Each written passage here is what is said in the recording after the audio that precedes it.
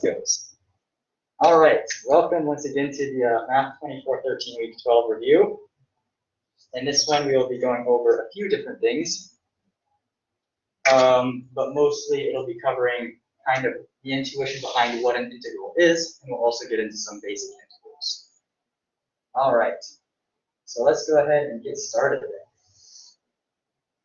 So by now, everyone here should be familiar with approximating area under a curve using rectangles. That is completely invisible to everyone. So let's see if we can figure this one out. Tell you what, I'll just use pen. And when I make mistakes, it won't look pretty.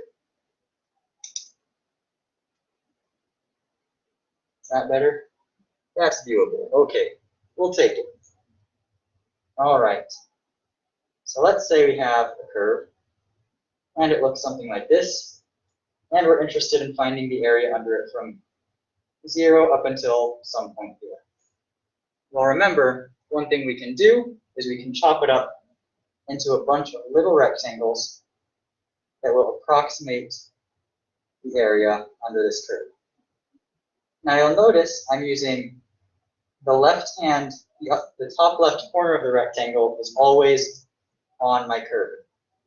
So this is often called a left-hand approximation for my area. Now these last couple are going to be a bit bigger than they should be, but it's okay, you get the general idea. Now,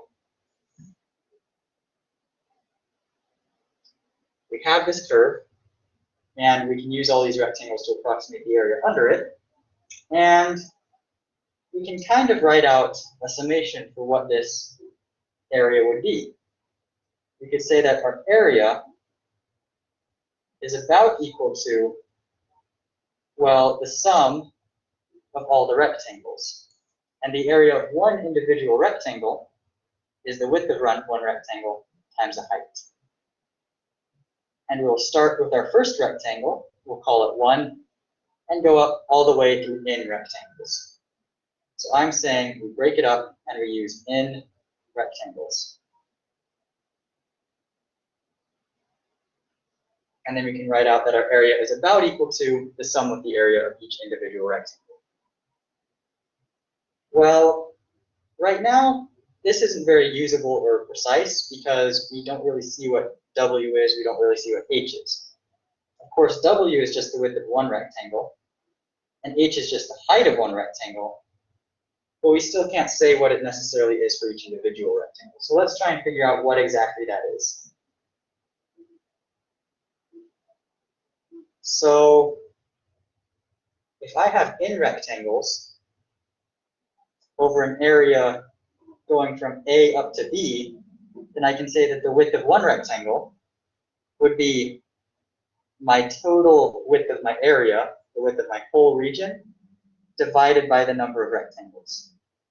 So my width of each rectangle is going to be my ending value minus my starting value divided by the number of rectangles that I have. My height is going to be a little different because my height is determined by my function value. But I can't just say my height is equal to f of x. F of x is a whole curve. Specifically, I'm looking at the height at the top left corner of each individual rectangle. So if I wanted to account for that, well, I would need to start at my starting value, and then I would need to end with my last rectangle. So my first rectangle, I evaluate exactly at f of a. That would give me my height. My second rectangle, I've gone over the width of exactly one rectangle. So I could go b minus a over n times whatever my I value is, so times the rectangle that I'm on. Now I'm going to put in an I minus 1 here. The reason being is because we started with I is equal to 1. So in order to start with my very first rectangle, then I would need to make sure that I'm starting exactly at f of a. I could have just I if I wanted to use a right-hand side approximation, so making my rectangles be determined, the rectangle height be determined by the right corner of each rectangle. But if I want to do a left-hand approximation, one thing I could also do is just start I equals 0 up to n minus 1 of the width of one rectangle, b minus a over n, and multiply by f of whatever my starting value is, plus my step over that I need to do for each rectangle, multiplied by the number of the rectangle that I'm on. And you'll notice in this case, I have an I minus 1 because I start at I equals 1.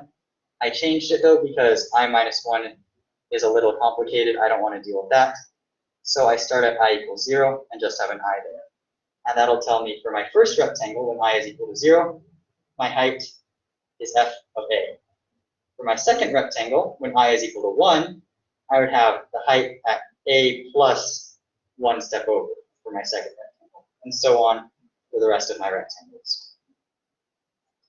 So this is kind of where our formula for a Riemann sum comes from. Does this make sense to everyone? You have to know how to write down all these formulas. I would say, in general, no. You should kind of know, well, should you know the formula? Yes. Your professor will probably ask about it.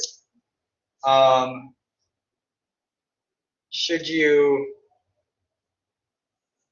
it's always good to have the reasoning behind where the formula comes from. Do you necessarily need to know how to go from the reasoning to the formula? Not necessarily, but you should know the formula. Mostly just this last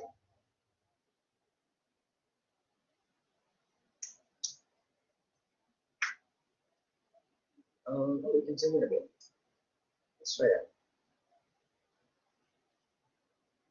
Oh, these documents are not the best.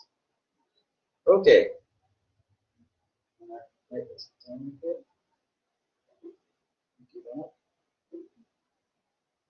Okay.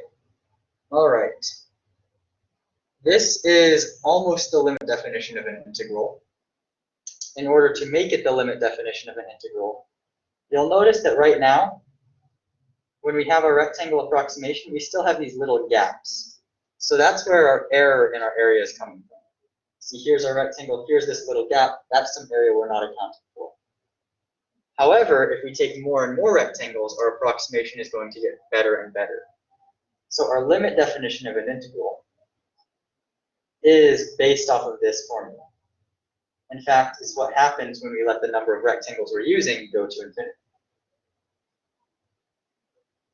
It's kind of hard to read. Yeah, let's see. That's good. Yeah, you can just do that. Cool. Oh, that's not what I want. I am struggling with this document camera, y'all. All right, there we go. We'll try that. Okay. So our limit definition of an integral is basically what happens when we let the number of rectangles, which is n, go to infinity. And then we would have this exact same summation.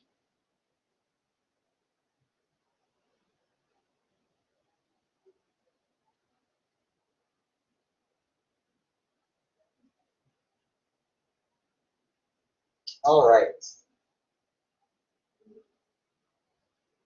And one other way you'll also see this written is in integral form.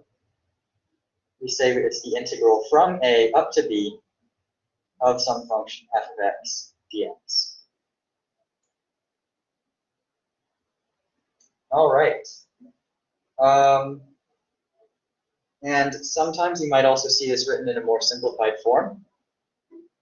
The limit as n goes to infinity of the sum from I equals 1 up until n of f of x of I times delta x, where delta x is equal to b minus a over n, and x of I is equal to a plus I delta x. And basically, this third formula is the same as this first one. We just made some simple substitutions. So delta x here represents the width of, but it comes out to be the same. All right, so that's our limit definition of an integral. Let's see how we can use this. So, we'll do an example problem. Let's say we wanted to find the area under the curve y equals to 3x squared from 1 to 3. All right. Well, we know that we're starting at 1 and going to 3, so I'm going to label these as my a values and my b values. And we know that our definition of an integral, why would I add a to b minus a divided by n? That's a good question. So we'll actually look back at this before moving on with our example problem. So you're confused as to where this a comes from here. So right here, we happen to start at exactly our x equals 0 value. But if we had something more like this, where we're interested in finding the area here, well then here we have our a value, here we have our b value. We could represent this as a Riemann sum again of b minus a over n times f of a plus b minus a over n times I, where I goes from 0 to n minus 1. Well, if this a wasn't here, then when I is equal to 0, we're taking the function value at 0 because I is equal to 0. So that's all the way over here. This doesn't tell us the height of any of our rectangles because all of our rectangles should start at a. So that's kind of why we put this a plus in there, because it shifts our starting value over to this a. Does that make sense? Yeah, of course. All right. So looking back at this problem, here we've already found our a and b values. It's always our start value and our end value. So I'm just going to go ahead and try and write my Riemann sum. It's always going to be the limit as the number of rectangles goes to infinity.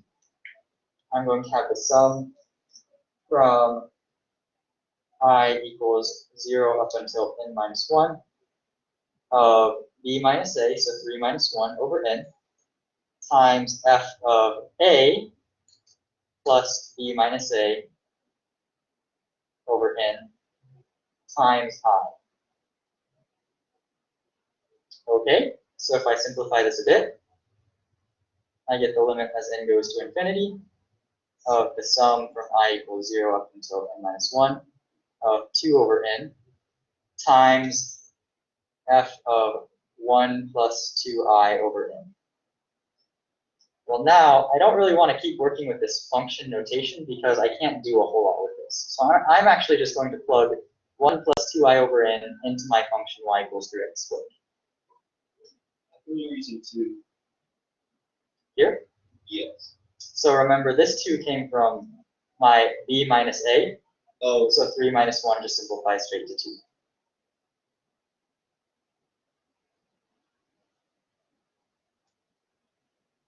And then I would still have my 2 over n. Now I would have 3 times 1 plus 2I over n squared. And again, I keep simplifying.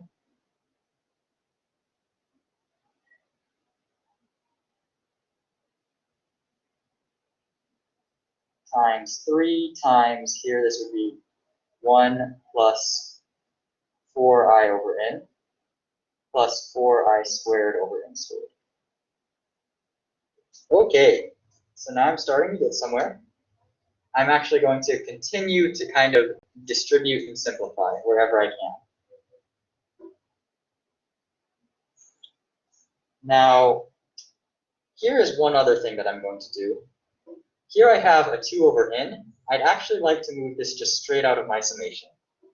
And I can do this because I is my variable in my summation. So 2 over n doesn't have an I in it. It's independent of I, so I can actually just move it straight out of my summation. I'm also going to move the 3 out of my summation because it's just a constant. And that leaves me with the sum of 1 plus 4i over n plus 4i squared over n squared. And I'm actually going to break this up into 3 separate sums.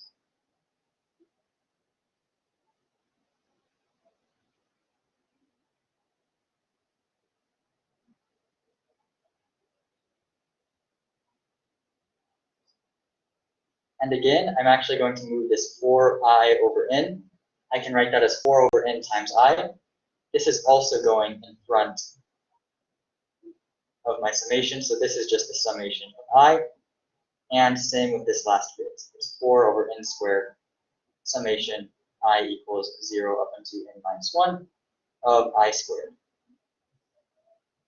Well, we actually have formulas for the sum of 1, the sum of I, and the sum of I squared. I don't know if any of you guys remember them, but we'll put them in here anyway, because this is how you would go about solving this.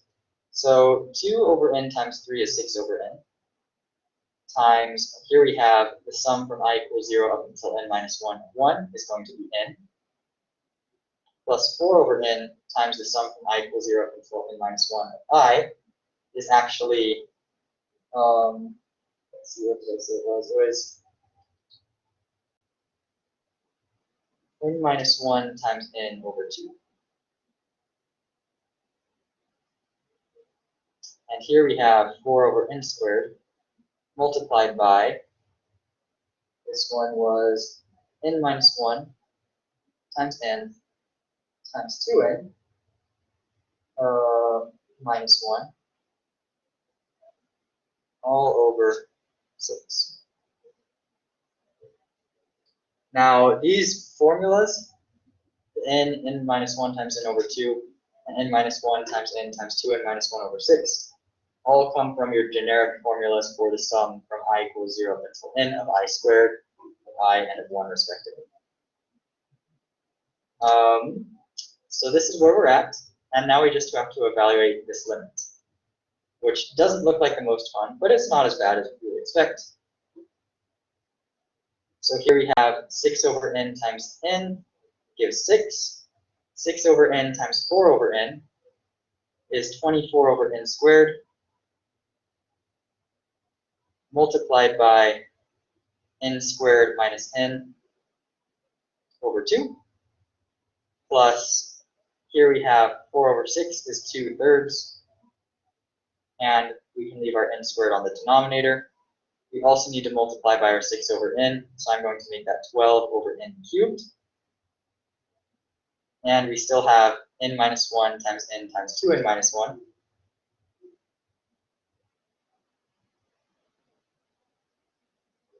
And now we need to evaluate our limit from here. So if you'll remember way back from earlier in the semester, when we're solving rational limits, or limits of rational functions, we only care about the highest power on the numerator and the highest power in the denominator. So clearly the 6 is going to go to 6. It's just a constant. For this portion, 24 over n squared times n squared minus n over 2, the highest power on the numerator would be this 24 times the n squared. So here this is 24 n squared, and on the denominator we have n squared times 2, which simplifies to 24 over 2 is 12. This third term, our largest term on top, would be 12 times n times 2n, or 24n cubed. And on the denominator, we have 3n cubed, which simplifies to 8. And adding these up, we get 26 as our answer. What happened to the i's? Okay, so the i's come from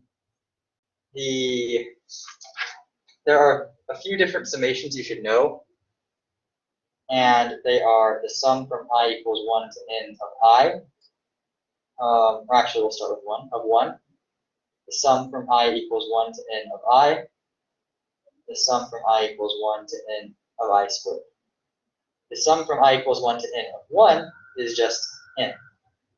The sum from I equals 1 to I, or I equals 1 up to n, is n times n plus 1 over 2. And the sum from I equals 1 to n of I squared is n times n plus 1 times 2n plus 1, all over 6. Now in the problem we actually had slightly different sums. We had the sum from I equals 0 up until n minus 1. Here though, we actually have the same number of 1s, so this is also n. Here,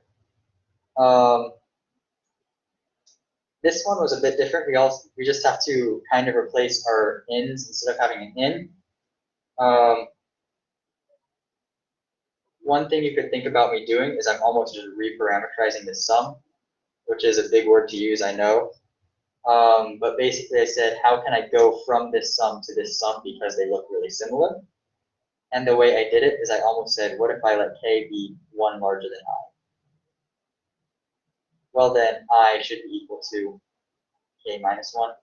So basically, instead of having n times n plus 1, I would have, wherever I see an n here, I'm going to plug in an n minus 1. So this would be n minus 1 times n plus 1 minus 1 is just n over 2. And that's where this came from. So you can see here, that's where this part came from, the sum for the i's. Yeah. And our last one that I used was the sum from I equals 0 up until n minus 1 of I squared. And again, same trick. Instead of having an n, I would use an n minus 1. So n minus 1 times n plus 1 minus n. And then 2n plus 1, so 2n minus 2 plus 1 is 2n minus 1. Still all over 6. But yes, that's our Riemann sum problem for this one. Any questions?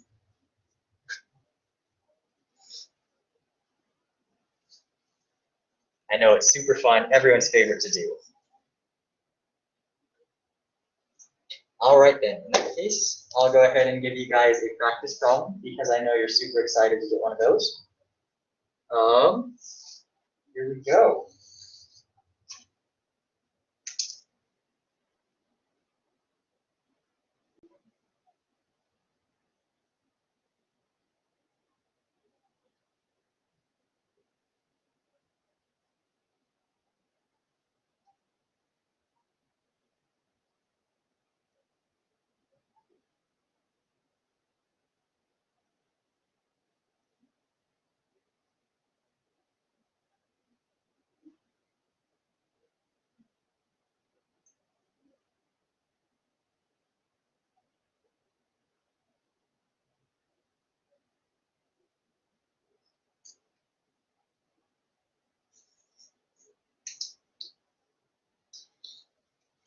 And I'll give you guys a few minutes to work through that at home.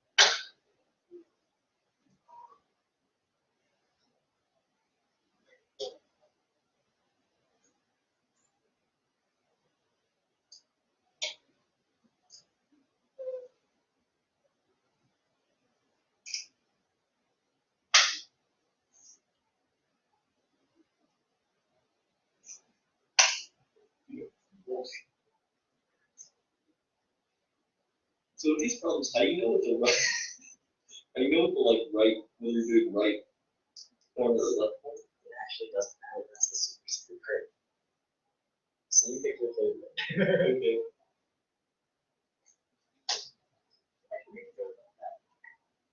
So we just had a question from an in-person student. How do we know whether or not to use the right sum or the left sum? When you're taking the limit as n goes to infinity, it actually ends up not mattering. You get the same answer regardless. So pick your favorite.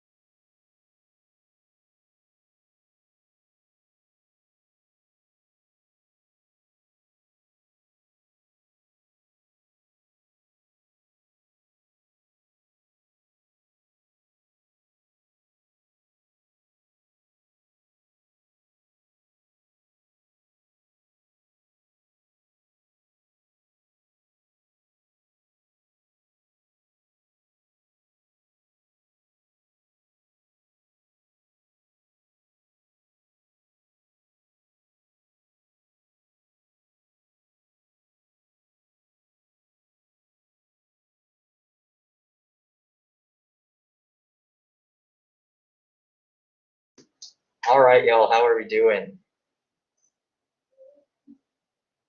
Is it 1/2?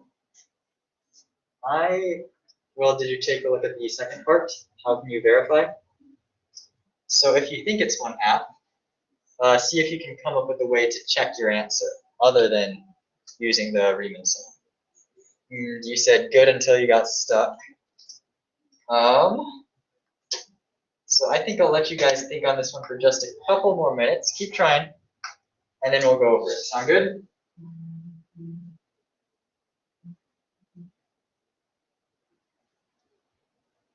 All right.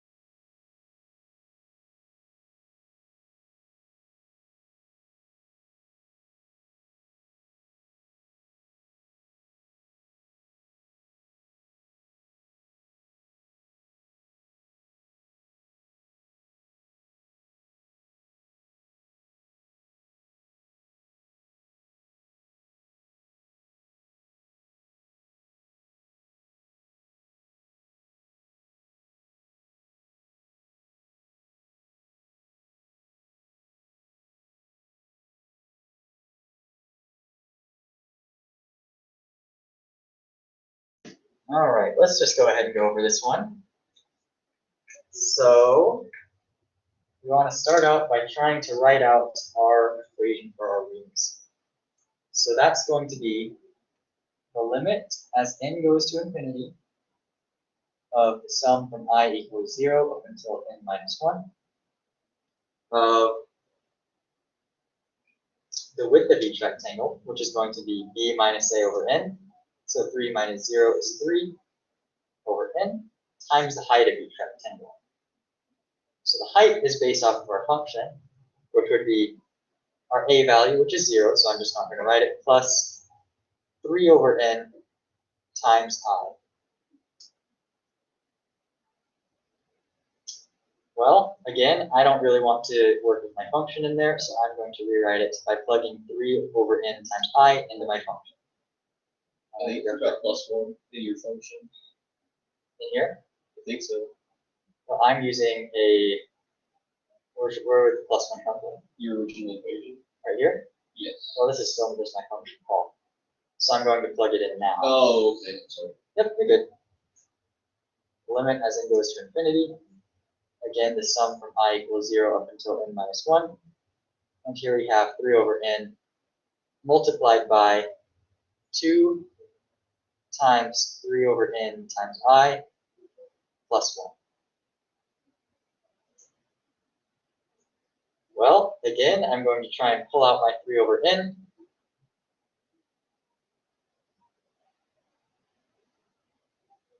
And I'm left with the sum from I equals 0 up until n minus 1. Of now, I have 2 times 3 is 6 over n times I plus just the 1. Now again, I'm going to break apart this summation into things that I do know.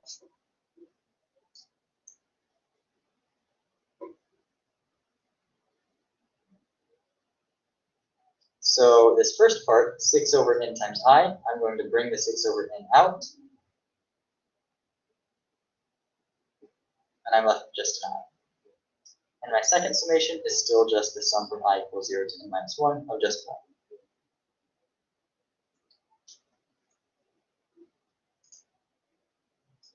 All right. Now, I'm going to distribute my 3 over n and also replace these summations with things that I do know. Because I know the summation from I equals 0 to n minus 1. Actually, we'll just do that first and then distribute.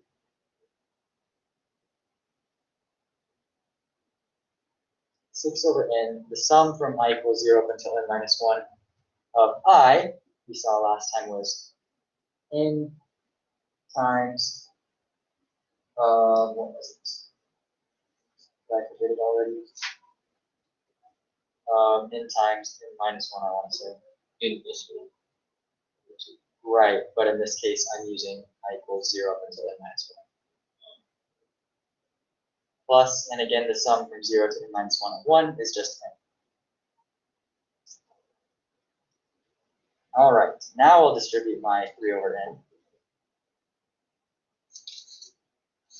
And this would give me 3 times 6 is 18 over n squared times n squared minus n all over 2. And here we have plus 3 times n is 3n over n. And now I can evaluate my limits. I look at the largest term on the top, which is 18 times n squared. And my largest term on the denominator is 2 times n squared. And here, my largest term on top is 3n, divided by n gets me 3. So this would be 18 over 2 is 9 plus 3, and that'll get me 12. All right, so now let's take a look at a second way we can maybe check our answer. So can someone tell me what an integral finds? An integral will find area, right? So we're looking for the area under this line. Well, this is a linear graph, so I'm just going to go ahead and graph it. Here, at 0, we're at the point 1. And at 3, we would be at 2 times 3 plus 1 is 7. So we have the point 0 here and the point 3 here.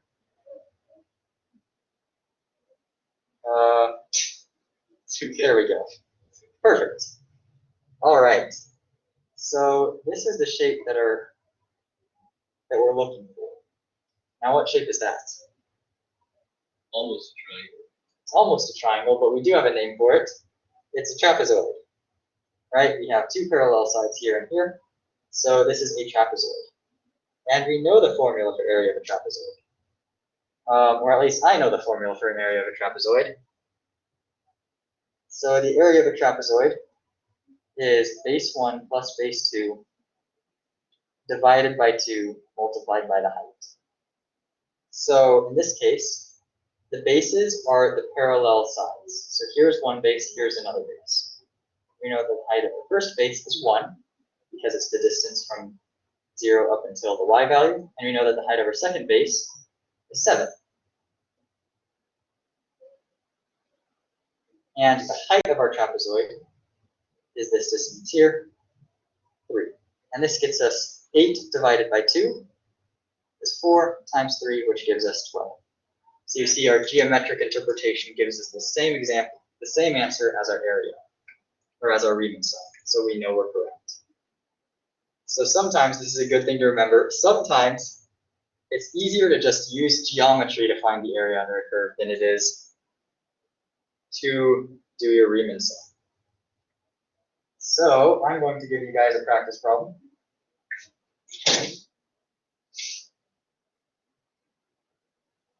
And this one I'm just going to write as an integral.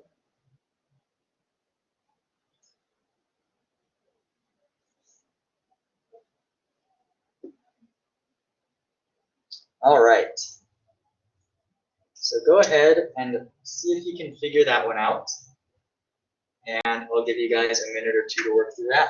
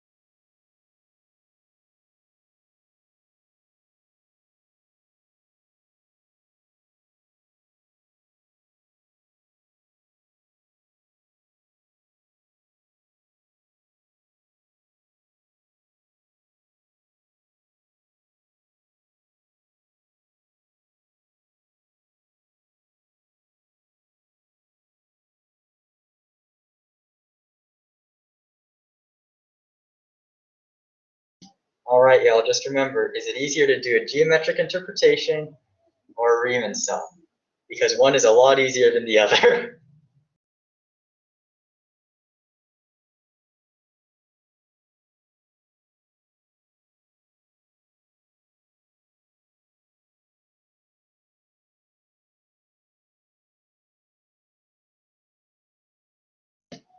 How do you know what shape it is? Maybe you haven't become familiar enough with it. So maybe let's go ahead and, what was that? Circle. All right, so let's go ahead and see if we can figure this one out. We know that y is equal to the square root of 4 minus x squared. So I'm going to square both sides. That gets me that y squared is equal to 4 minus x squared. And if I add x squared to both sides, I get that x squared plus y squared is equal to 4. Is this familiar to anyone?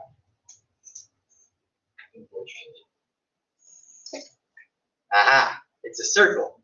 Specifically, we have the top half of the circle since we're only taking the positive square root. So if we graph this out, it's going to look something like this, but a lot prettier than what I drew. Maybe not a lot prettier, maybe just a little prettier. And what is the radius of our circle? 2. So you're saying our answer should be 2 pi? Well, let's see. Our radius is 2. We know that the area of a whole circle is equal to pi times the radius squared, which would equal to pi times 4. And since we're looking for half that, we know that our answer should be 2 pi.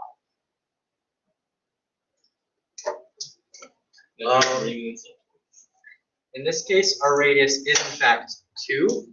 One thing you could think about is what's the largest possible x value we can plug in? And that would be 2, because if we plugged in an x value larger than 2, well then we'd be taking the square root of a negative number, and we're not allowed to do that.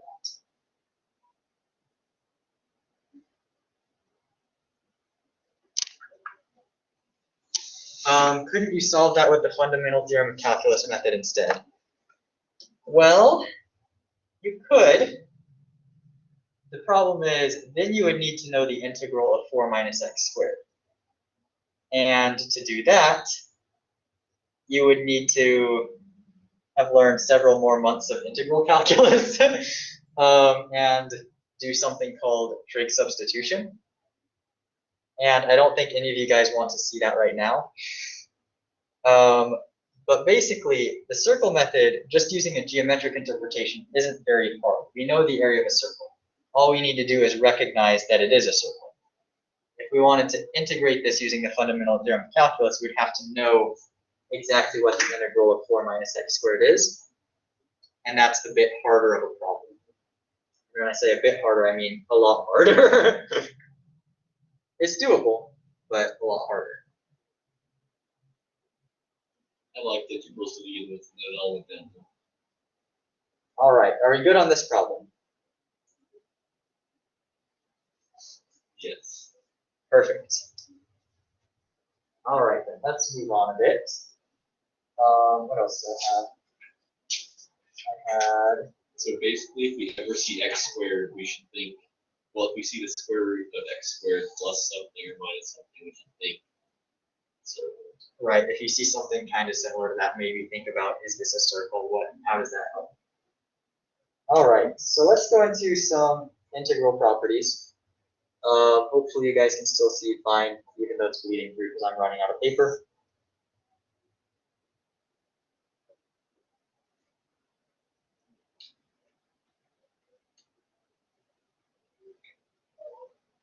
Okay, so some properties of our integrals. First off, we know that the integral from a to b of fx is equal to negative times the integral from b to a of fx. So if you flip the order, if you flip your limits, you'll get the opposite sign on it. We also know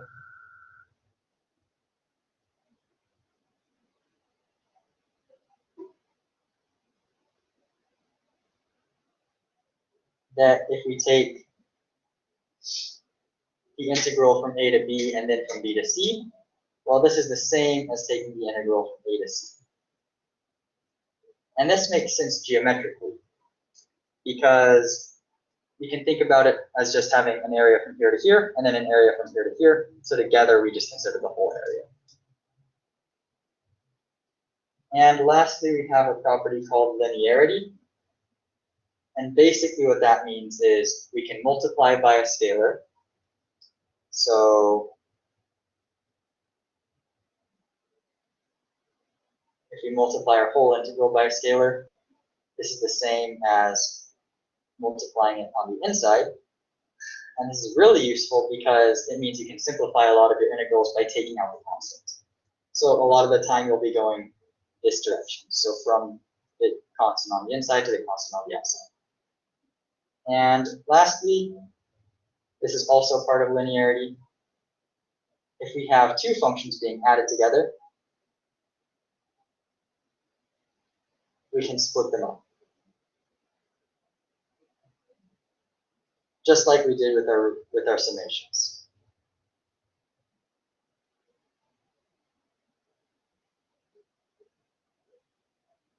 All right, so these are four really nice properties of our integrals. These last two, I would say you should definitely know. These first two are also helpful to know, but these last two you definitely need to know. So let's go ahead and see how they might be applied. Let's say I have three integrals, or actually four integrals. I know the integral from 0 to 2 of f of x is 3. I know the integral from 5 to 0 of f of x is equal to negative 6. I know the integral from 0 to 2 of g of x is equal to 1. And I also know that the integral from 2 to 5 of g of x is equal to 4. So then, if I wanted to find the integral from 0 to 5 of f of x, well, I know it should be the opposite of the integral from 5 to 0. So here I have negative 6. So I know that it should be positive 6, or negative 6. All right, now for some practice problems. I'm going to have you guys find me the integral from 2 to 5 of fx. Isn't 2 to 5 or 1? Oh, wait, it's 2 to 5 is for g of x.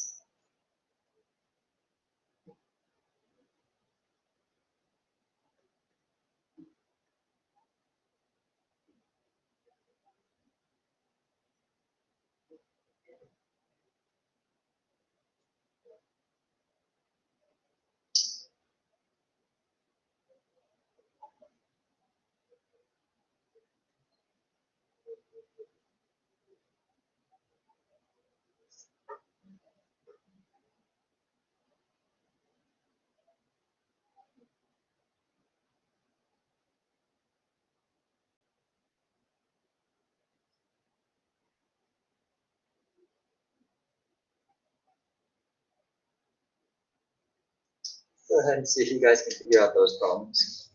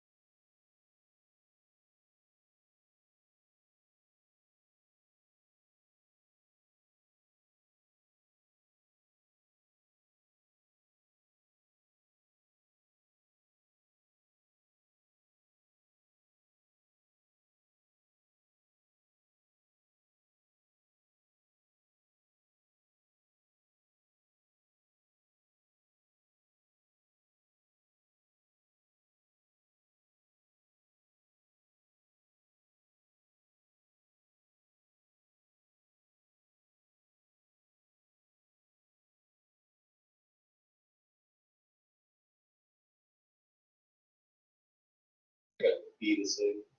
Could you check part A for me?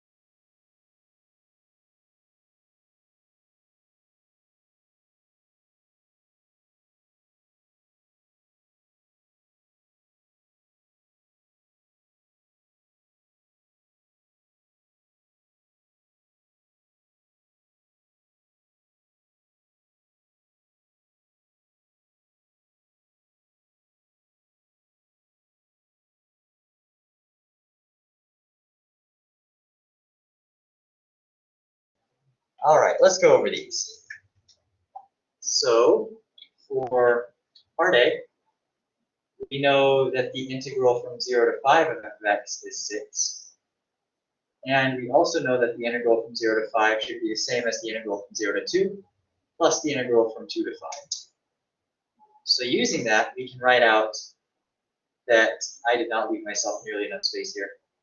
The integral from 2 to 5 should equal the integral from 0 to 5 minus the integral from 0 to 2. All right, so we know that the integral from 0 to 5 is 6, and we know that the integral from 0 to 2 is 3. So we get 6 minus 3 is 3. All right.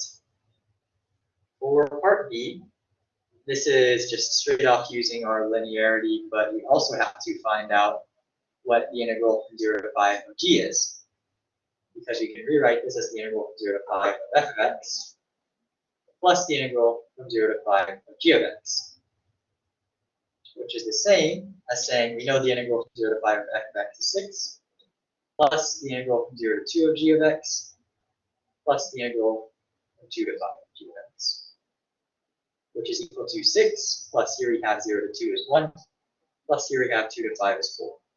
And this gets us 11. For our third one, here, this one is a little bit trickier, but again, we're just going to use our two linearity properties. I'm going to write this as I can split apart my integral for f of x minus, I guess, plus the integral from 0 to 2 of minus 2g of x. And then I can bring out my constants.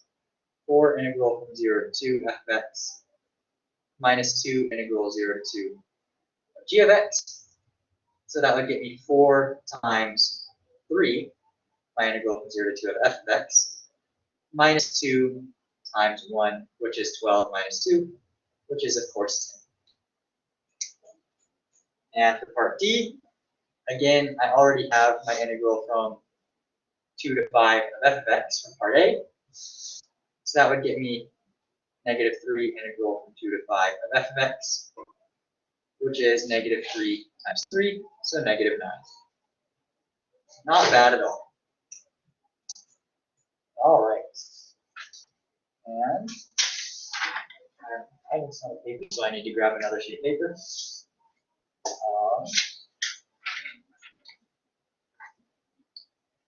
All right.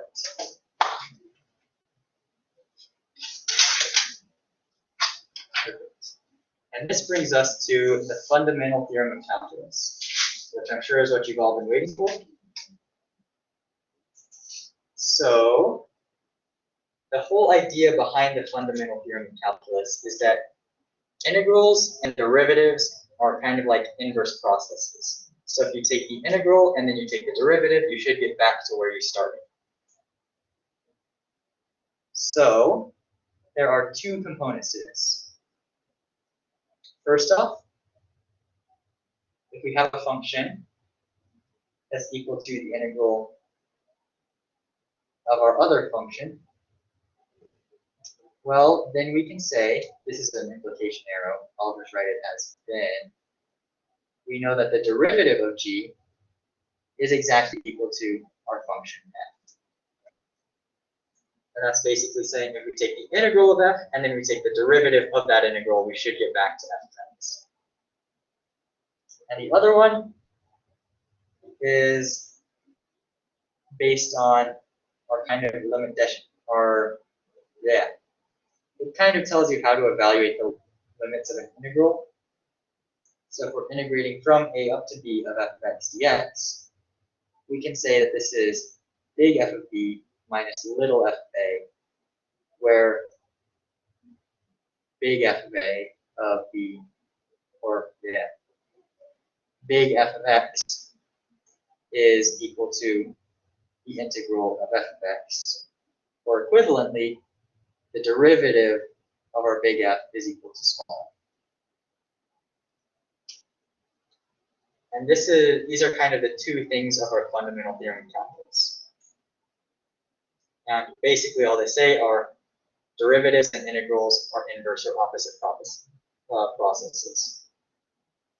All right, so to close off this review, I think I'll just want to go through a couple of, actually we'll just go through one last little example, since I think we are starting to run kind of short on time. And this one is going to be fun integral. So let's say I asked you to find the integral from negative 11 up to positive 11 of sine of x. Can you guys think on that for a couple of minutes? Because I can tell you the answer without using any kind of calculator. So I want you guys to just think on this for a couple of minutes and see if you can figure it out. You want the derivative of that? I want the integral. I put up the integral of negative 11 up to 11 of sine x. I want to know what does that integral evaluate to.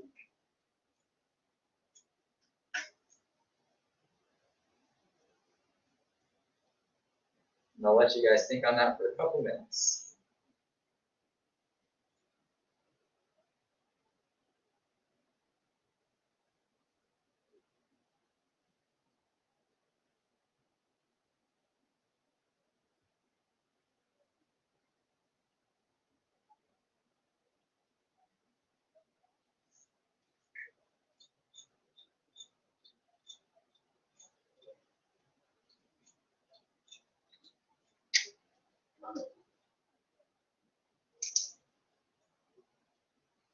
I'll even write up a related problem. I think I understand, but I'm not sure if I understand. All right, you say it's 0. Why do you say it's 0?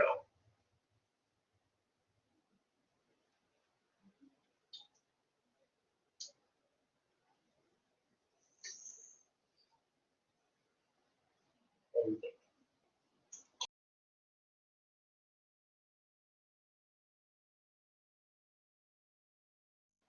All right, so you actually did the integral. What if I didn't want to do the integral? What if I was really lazy?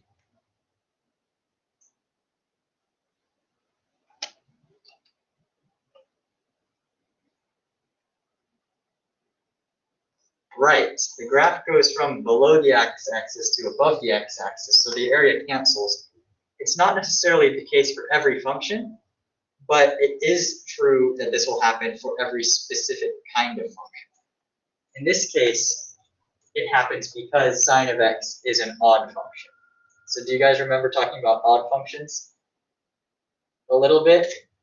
So an odd function specifically is a function that is symmetric about the origin or by rotation by 180 degrees. So if I took my graph of sine, which looks something like this, and rotated it around 180 degrees, it looks about the same. And because it looks identical, I can immediately say it's an odd function. I'm going from the same left bound to the same right bound. The only difference is the sign. So I can immediately say that this integral is 0, because I know the areas will exactly cancel out. Here, just x, that by itself is an odd function. We're going from the same lower bound to the same upper bound. I know that's 0. Same for any odd function that I could write. So I could go from negative 12 up to positive 12 of x to the 7th minus 5x to the 5th plus x cubed minus x dx, and I immediately know this is 0 because I can say it's an odd function.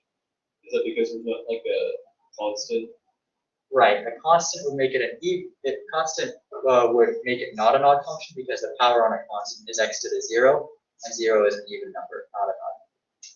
Here, our function is odd because all the powers are odd. Oh, that's what I was trying to sell something with this. Right. So all our powers here are odd, so our function is odd. Sine is also an odd function.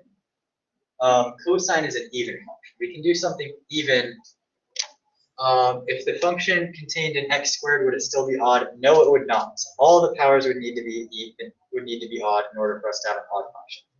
Similarly, if we want an even function, all the powers have to be even.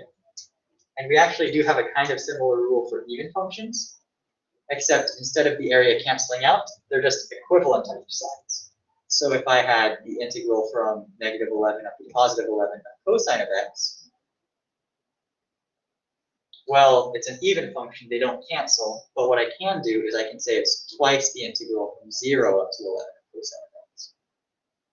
Because I know that should be identical across the y-axis, so I would say that the area here is equivalent to all the area here.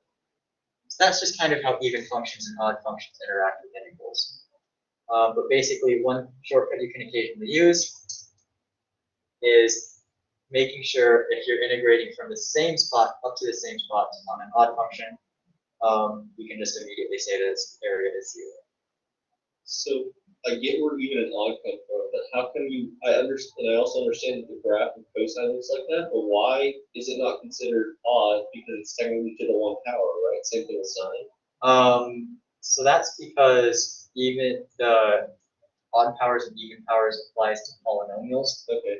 Sine is inherently an odd function, and cosine is inherently an even function. Yeah. And tangent would be also even, right? Or odd, I mean. Tangent is also odd, yes. Okay. One other rule is if you have an odd function times an even function, you get an odd function. An even function times an even function is even, and an odd function times an odd function is even. So think of them like negatives and positives, kind of. Yeah, kind of. All right. Well, that's really all I have for you guys today. So thank you for attending. If you have any other questions, feel free to ask. But if not, thanks for coming.